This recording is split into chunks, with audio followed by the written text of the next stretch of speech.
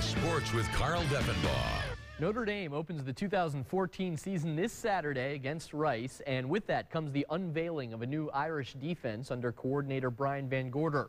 While he certainly won't play all his cards against the Owls, throughout training camp we've seen a more aggressive approach than under Bob Diaco and a much louder man leading it. Rep! Go get him! Go get him! Set! Hut! It's become the soundtrack of Notre Dame football practice. Don't look back!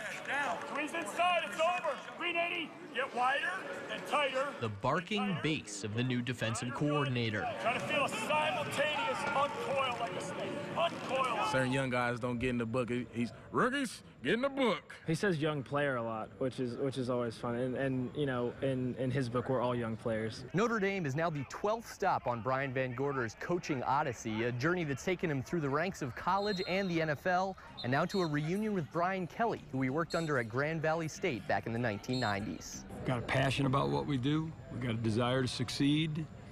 And shoot, that's what I remember back when we, started together. All these years later, the two men still share a fundamental philosophy: identify your players' individual strengths and put them in position to succeed. What the player does best, building the scheme that allows us to feature that part. And sometimes it also involves scheme to hide maybe a weakness.